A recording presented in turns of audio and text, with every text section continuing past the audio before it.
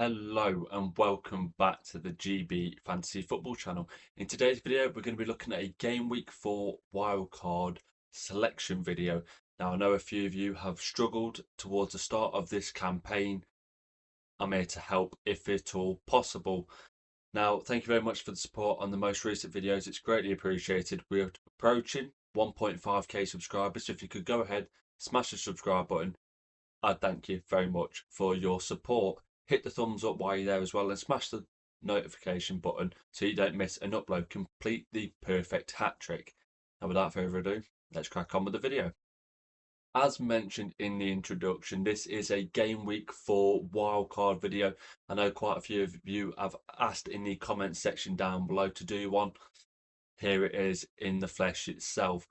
Now, I will suggest that this wildcard is perhaps a little bit too early in the campaign, but if your teams are looking a bit bleak, a bit thin across the ground, maybe one or two many injuries compared to what you could hope to get past or potentially use transfers to get through, it might have taken its toll on your team despite us only being in Game Week 4, and this is exactly the place to be. Now, we're going to break it down: goalkeeper, defender, midfielders, attackers, and the bench. I think there's about 0.5 left in the budget, so this team is available for everyone despite price decreases and price increases. I want to keep it that way, keep it all inclusive. Of course, if you do have a little bit more budget, a few of these can be changed, a few selections that is can be changed to fit your ideas a little bit better. Now, we'll start with the goalkeeper and the back three. In goal, I've gone for Petrovic. Now, he's a 4.5 million goalkeeper, I believe, and Bournemouth's fixtures aren't too bad. They've got Brighton at home and Newcastle at home in the next two, so back-to-back home games. Leeds away, Fulham at home, and Crystal Palace away. Not bad over the next 5 game weeks. And with only a 4.5 million budget goalkeeper, it allows that to go to other places, which could potentially be bigger points haul positions. The back three, I've gone for Virgil van Dijk out first. Defcon monster at the start of the campaign. I think he had 20 plus defensive contributions in a single game. He's really good. Liverpool, you'd expect them to start keeping clean sheets more frequently.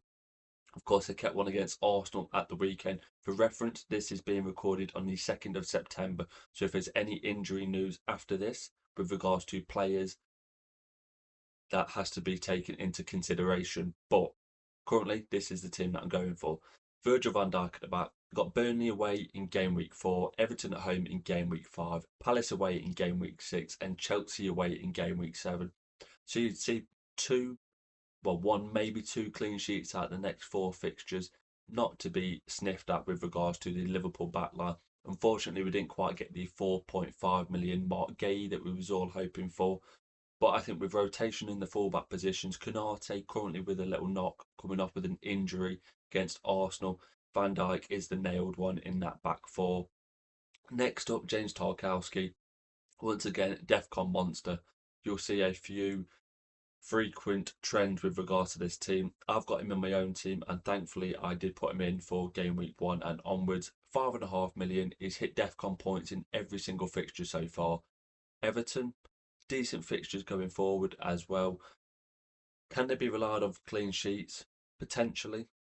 Potentially. They've got Villa at home in Game Week 4, Liverpool away in Game Week 5, West Ham at home in Game Week 6, and Palace at home in Game Week 7. So 3 home fixtures out the next 4. And Everton have been exceptionally good in their new stadium so far. They've picked up back-to-back victories. And you'd hope, if you're an Everton fan, that is, that form will continue. Clean sheets are a bonus in my eyes. He's there for the defensive contribution points. And the last one making the back three currently is Chris Richards of Crystal Palace. Of course, you've got other options. You've got Lacroix, you've got Munoz. But for budgetary reasons, in this draft specifically, I've gone for Richards. Not opposed to picking up defensive contribution points either. Not as frequently as the other two, but he certainly has picked them up so far this campaign. Most recently, away to Aston Villa on Monday night. Crystal Palace's fixtures, they're okay across the board. You're looking at Sunderland at home in Game Week 4, a fantastic fixture. West Ham away in Game Week 5, Liverpool at home in Game Week 6, and Everton away in Game Week 7. So 2 home fixtures, 2 away fixtures for Palace. one clean sheet you're hoping for, specifically that Sunderland at home one. Can they do it? I think now that they've kept Mark Gay, they're a lot stronger than I thought they would be going into the future game weeks, especially with how they set up that back three slash back five. Don't really concede many goals. In fact, this season, I think they've kept 2 clean sheets out of 3 games so far. So, really good going. Yet to see how their squad will be stretched over the European campaign with the Conference League coming up. Maybe a few injuries here and there might derail the stability in midfield and defence. I think Wharton's out with a short to mid-term injury, so that's one to note on how he affects that Palace team. But I think Richards for 4.5 million is a very good value option. Into the midfield, and it is a midfield four, and as you can see, there is a certain Egyptian king in the ranks as well, but we'll get to him in a little bit. First up, Semenyo of Bournemouth. I think he's already risen to 7.4 million. If he's not there already, he's certainly close to getting there. Bournemouth fixtures: Brighton at home this week, Newcastle at home the week after, so back-to-back home fixtures. Leeds away in game week 6, that'll be, and Fulham at home in game week 7. So 3 home fixtures out the next 4 for Bournemouth, and an away game to promoted Leeds. Yes, Leeds are yet to concede at home this season, but with the attacking talent that Bournemouth have, you'd fully expect them to go there and score some goals. I can see him doing well. It was unfortunate not to score some points at the weekend away to Tottenham. It took 2 very good Vicario saves to keep him out. And I think at 7 million, it was really good value. The closer we creep to 7.5 and 8 million, you get into that upper premium range price wise, and he has to deliver on a more frequent basis. But currently, I'd have him in the team. He's looking really sharp at the start of this campaign. Kudus, budget wise, I think he's the most nailed in that front three. Of course, I think Xavi Simons has come in at 7 million now. So if you can eke out that extra 0.5, maybe you just want to give it an extra week and see how Xavi Simons fits into that Tottenham system. I think he'll slot into a more of a number 10 role, with Pap Sarr maybe dropping back into a number 8 role. Not a Tottenham fan, but from watching it, I think that's what might happen, especially against a weaker team. But Kudus currently is the most nailed asset with regards to that front three. Richarlison's got a lot of competition now with Kolo Muani. On the left-hand side, Brennan Johnson, Matis Tell. So Kudus, brand new signing this season, started with a couple of assists in game week 1. I don't think he's picked up any points since. But for 6.6 million, I believe he is, offers very good value. Bruno Fernandes up next. This is a bit of a controversial pick, maybe a bit biased, seeing as though I have him in my team currently. But I think for what he offers for that 9 million price bracket, not many other people do. Defensive contribution points in 2 out of the 3 games so far, I believe. Also picking up attacking returns as well. Yes, it was a penalty, but if you watch that game, he should have got an assist. He's getting in and around the box. He should have scored from the corner. He's narrowly missed with his volley. He might play deeper, but there's so many avenues to points with regards to Bruno Fernandes. It kind of reminds me how he is as an asset on Sun Dream Team, but a little bit less. Of course, with the defensive contribution points this year, it offers another string to his bow. Is his base points 4 now? Is that where he's starting each game? Not quite, but you're looking at the defensive contribution points as you're going through the game, and you're not surprised to see Bruno Fernandes' name so high up each fixture. And for that reason, he's in the team despite having Man City away in game week 4. Of course, this wild card is to set you up for at least until game week 19 when we get the second wild card, or at least until AFCON kicks in when we get those 5 extra transfers. And finally, in midfield, I have indeed gone for Mohamed Salah. If you're starting in game week 4 with a fresh team and you're having your wild card set, I think Salah is a must. Burnley away in game week 4, Everton at home in game week 5, Palace away in game week 6, and Chelsea away in game week 7. I think going without Mo Salah in game week 4 for Burnley away, it's dangerous. Liverpool have the ability to score goals aplenty. It took a very good and very solid Arsenal team to keep them out for 82 minutes, and even then they broke through. So will any team in this league stop them scoring this season?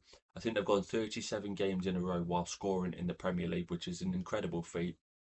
I'm tempted to say it was Forest at home last season, where they lost 1-0, was the last time they didn't score in a fixture, so you'd certainly see goals. With Isak, Ekitike, Wirtz, And Salah in that front line now, I can't see many teams keeping them out. If you're going to beat them, you've got to score more than them. And in this fixture, the way that Burnley have started the campaign, they're leaking goals in defence despite their good defensive record in the Championship. Conceded 3 to Man United, conceded 3 to Tottenham. Yes, they are better attacks, but Liverpool are a better attack than both those teams. Would you be surprised to see Liverpool score 4 or 5 in this one? I don't think so. And for that reason, Salah would be in the team. The captaincy armband isn't on him in this draft because that's all up to individual interpretation with where you want to put the armband ahead of game week 4 and onwards. But it's certainly a fixture that you could expect him to score lots of points in. The front line in this team is a front three. We're going with the 3-4-3 across the board. João Pedro, he's in there.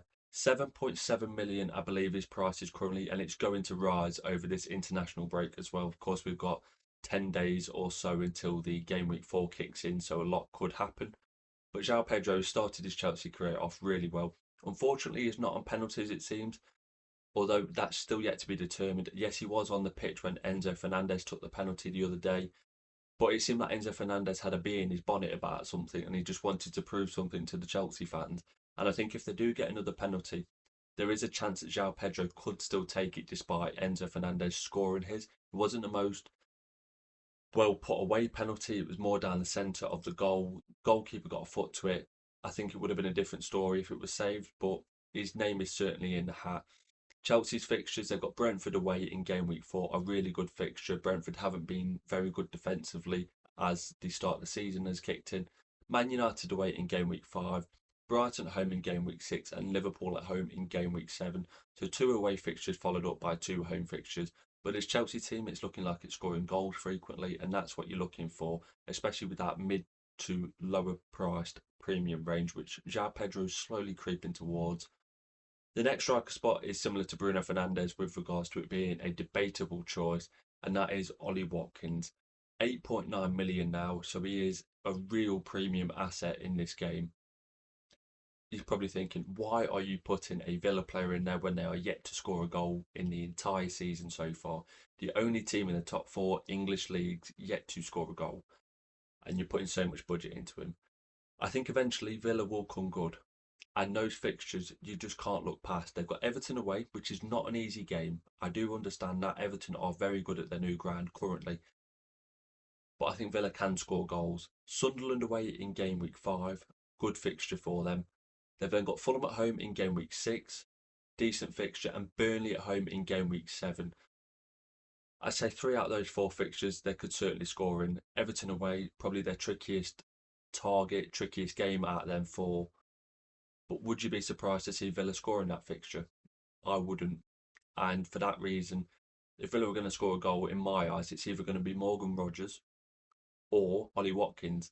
Harvey Elliott, I don't know where he's going to fit into that Villa team currently. Will it be out wide? Will it be in a more number 10 role? It's still yet to be determined. But the tried and trusted Dale assets, Watkins and Rogers, I think Watkins will be the one that comes out with the points. Can I guarantee him? No. Do I wish I could guarantee him for my own sake and for my own team personally? Absolutely. But it's just a roll of the dice. And I think if you're going to roll the dice and gamble, he is a decent gamble. And the last striker spot is Mateta of Crystal Palace. Now, you could have had other midfield options, specifically Ismail Assar, but it looks like he's going to be out for between 4 to 6 weeks at least with a grade 2 injury. So Mateta, he offers reliability. I think Eddie Nketiah is still out with his own injury problems, so you'd assume that Mateta's minutes are nailed. Not sure how much the Conference League campaign will play into that, but we'll see. Sunderland at home in game week 4, West Ham away in game week 5, Liverpool at home in game week 6, and Everton away in game week 7. Decent fixtures attacking wise. You'd hope for at least one return in that home fixture to Sunderland in game week 4. I think for his price, he's on penalties as well, which we found out away to Aston Villa on Monday night, which is always nice. He no longer shares them with Eze since he's left to Arsenal. But Mateta, he offers points, he offers goal threat. Maybe he gets booked for his corner celebrations a few times in those next 4 fixtures. But I think as a reliable forward asset, similar to João Pedro, but he's not quite there just yet for reliability, minutes wise, that is. Mateta's going to be on the pitch, he's going to be on set pieces, and that's what you can ask for that 7.5 million price range. Do I think he'll score against Sunderland? More than likely. Do I think he'll pick up 2 or 3 attacking returns in the next 4? Probably. And the bench does consist of several budget options and potentially one really decent asset at the back. Now we'll start with the goalkeeper, Martin Dubravka. I think many of you who play the game would have had him from game week 1. He was the most owned goalkeeper, I'm tempted to say, selection wise, going into game week 1, and there's a reason for that. 4 million, a playing goalkeeper on the bench is always a handy thing to have. He's got a few decent fixtures coming up, so he might be able to rotate, maybe pick up a few more points than Petrovic in a few fixtures, but he's just there to make the bench, keep the cost down, and have a playing goalkeeper. The midfielder that we've got is King of Fulham. Now, you could have gone for a 3-4-3 at the start of the season with King, or you could have gone with a 3-5-2 with Mark Guéhi. And where a lot of us went with Guéhi, the ones who have gone for King, I think, are the current winners of the season so far. You've saved a transfer, you've potentially not got that third or fourth Chelsea asset now that he's been, well, Guéhi has been returned to Chelsea, that is from Sunderland. And Josh King, I think his name's Josh King. I'm just going to call him King for argument's sake because I'm unsure of his first name. But King, the young lad, I think he's a 17-year-old. Josh King's an old Bournemouth forward, if I'm not mistaken. King, he scored a goal against Chelsea the other day, took the goal well. Of course, he got chalked off for the foul on Chalobah. But if you're looking at him straight away, he's got Leeds at home in game week 4, and that, from a Fulham perspective, is really good fixture. You might even want to start him. Not sure who you start him instead of, maybe a Kudus in that one. But he's mainly there for budget wise. They've got Brentford at home in game week 5, Villa away in game week 6, and Bournemouth away in game week 7. So solid back-to-back home games in game week 4 and 5 for King as a value cheap option for your 5th midfielder, that is. Defender wise, I've gone for Chalobah. He's up to 5.1 million so far, and you could easily go for Sanchez in goal and perhaps a Bournemouth defender 4.5 wise in his position, save 0.1 in value. But I like this combination better with Petrovic in goal and Chalobah as a defensive option at the back. It looks like he's getting forward a little bit in that right centre back position. He's pushing into midfield. He was on the edge of the box an awful lot on that game on Saturday dinner. Whether that was just fixture specific or more of a tactical ploy from Maresca, still yet to be seen. But he's picked up a goal away to West Ham a few weeks ago. He picked up an assist in this one, winning the penalty from the cross. I think he actually picked up Defcon points as well in one of the fixtures, but don't count on that one. I'm unsure. Leave a comment down below if he has or not. If you've had him so far this season, you will know absolutely.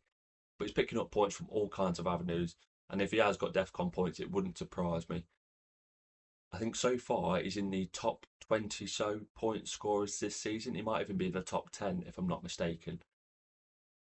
He's offering a lot of value to points, a lot of route to points, and with Chelsea's fixtures coming up, they've got Brentford away, Man United away, Brighton at home, and Liverpool at home. Maybe 2 clean sheets in those away fixtures. They're looking solid at the back, and I wouldn't put it past Chelsea. And the final defender that I've gone for in this draft is Goodmanson. Of course, there's lots of 4 million options, specifically from those promoted teams. I know Esteve or Steve, if you pronounce it that way, from Burnley was a very popular asset going into game week 1. I've got him in my team personally. But Goodmanson, I think a lot of Leeds fixtures might fit into the rotations with this back line slightly better. So Leeds have got Fulham away, Wolves away, Bournemouth at home, and Tottenham at home, with Burnley away the following week. Tricky games. Tottenham at home. Would you play him in that? Not too sure. Bournemouth at home, not too sure. Which is why this is one of the more debatable picks in this draft. Of course, Leeds defensively at home so far yet to concede a goal. Away from home, they've only had the Arsenal fixture where they got pumped 5-0. But Fulham away, Fulham haven't scored too many goals this season. Could you see them keeping a clean sheet, keeping things tight at the back? Perhaps. Wolves away, another one as well. I wouldn't be surprised if they kept a clean sheet in that. But for 4 million, whoever's going to be your 5th defender could potentially come in if things get a little bit sticky at the back and you're struggling for defensive injuries. But he's there for budget wise. You've got 0.5, 0.6 left over if you've got a little bit of extra budget as well. So potentially you could boost him up to a 4.5 million defender.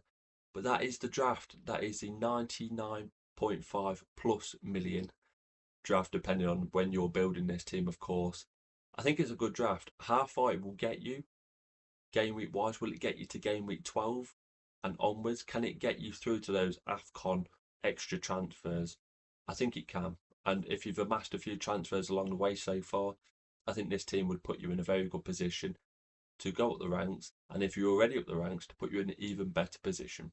And that does indeed conclude my Game Week 4 wildcard video for FPL.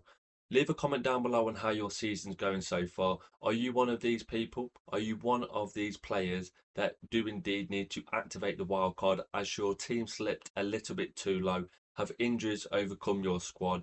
And are things getting a little bit too troublesome that you need bailing out with the wild card? Or potentially you're using the wild card in an attacking manner. You're already high up in the leaderboard and you're just using the wild card to give you that little bit extra boost and force you away from your competitors in your mini leagues and the leagues overall, and putting a little bit of gap points wise between you.